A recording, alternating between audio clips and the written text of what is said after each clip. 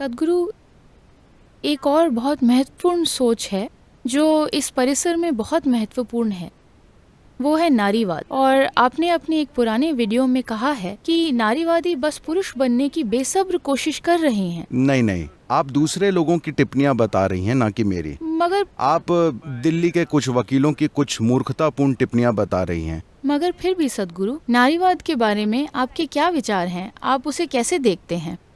देखिए, पहले तो पुरुष और स्त्री दो अलग अलग प्रजातियां नहीं हैं।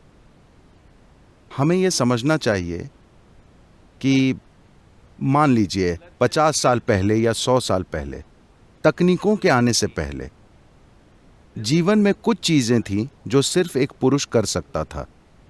इस धरती पर काम मुख्य रूप से पुरुष की ताकत से होता था।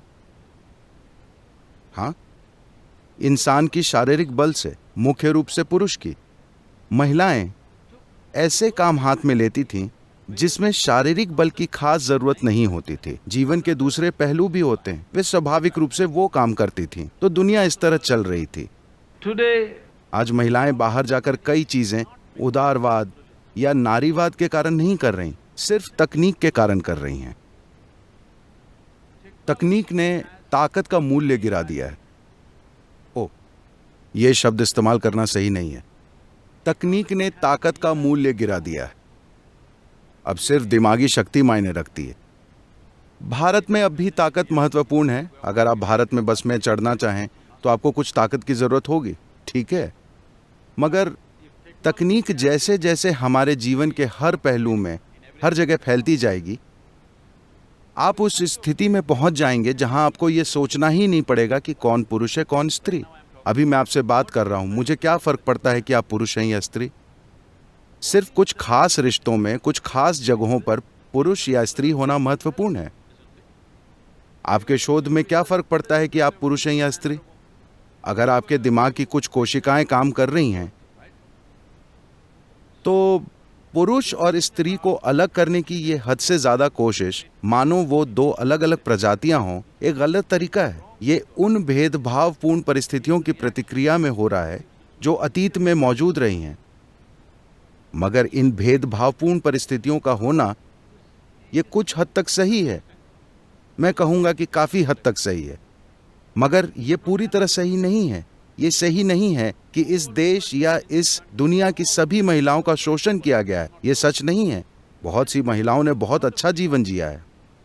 हाँ, हो सकता है कि उन्होंने कभी अपने घरों से निकलकर बाहर काम न किया हो, मगर उन्होंने बहुत शानदार जीवन जिया, अपने हिस्से का काम बहुत अच्छी तरह किया beautifully and doing it. तो पुरुष और स्त्री को कुछ पाने के लिए हमेशा आपस में लड़ना पड़ता है, ये एक गलत सोच है। नारीवाद के बारे में बात करने के बजाय मैं कह रहा हूं, What is feminine has to find equal. स्त्री प्रकृति को समाज में बराबर मूल्य मिलना चाहिए। इसका मतलब है एक चीज होनी चाहिए। देखिए, अगर आप ऐसा माहौल बनाते हैं कि सबसे शक्तिशाली इंसान ही जीवन में आगे बढ़ सकता है, तो पुरुष प्रकृति हावी होगी। पुरुष प्रकृति से मेरा मतलब पुरुष से नहीं है। एक स्त्री किसी खास स्थिति में अधिक पुरुष प्रकृति दिखा सकती है, मगर स्त्री प्रकृति का मिटना इस प्रजाति का नुकसान है। हेलो, अगर आप स्त्री प्रकृति से जुड़ी हर चीज खो देते हैं, हर कोमल चीज, खूबसूरत चीज खो जाती है, बस इसलिए क्योंकि हमने एक असभ्य समाज बनाया है जिसमें जब तक कि आप इस तरह नहीं होते हैं, आप जीत नहीं सकते। तो आप मानव जाति को नष्ट कर रहे हैं। स्त्री प्रकृति की सुंदरता चली जाए तो कुछ समय बाद पुरुष सोचेंगे कि वो आखिर जिंदा क्यों हैं। हाँ, ऐसा होगा। तो किसी भी शानदार समाज के लिए ये बहुत महत्वपूर्ण है कि हम ऐसा इकोसिस्टम बनाएं जहां पुरुष प्रकृति और स्त्री प्रकृति दोनों काम कर सकें। मगर गुफा मानव के समय से, जहां मनुष्य का शारीरिक बल सबसे महत्वपूर्ण था और महिलाओं को एक खास तरह से रखा जाता था, एक बार फिर हम आधुनिक दुनिया में वही सिस्टम बना रहे हैं। सबसे शक्तिशाली का आगे बढ़ना, चूहा दौड़, जो भी आप इसे कहना चाहें। अगर आप ऐसा करते हैं तो आप स्त्री प्रकृति को मार डालेंगे। शायद स्त्री को नहीं, स्त्री कामयाब हो सकती है। वे खुद को पुरुषों जैसा बना लेंगे और कामयाब हो जाएंगी। मगर क्या ये मानव जाति के लिए बहुत बड़ा नुकसान नहीं है कि कहीं न कहीं आप मानते हैं कि स्त्री प्रकृति एक कमजोरी है? इस विचार को छोड़ना होगा। स्त्री प्रकृति कमजोरी नहीं है, ये ताकत का दूसरा रूप है। इसमें जीवन दूसरी तरह से व्यक्त होता है। जैसे पुरुष एक तरह से व्यक्त होता है, स्त्री प्रकृति दूसरी तरह से व्यक्त होती है।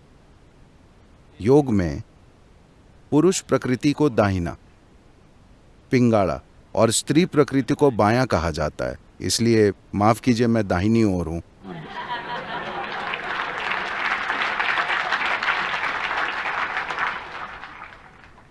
मगर हम बराबरी पर हैं, 2 पुरुष और 2 महिलाएं।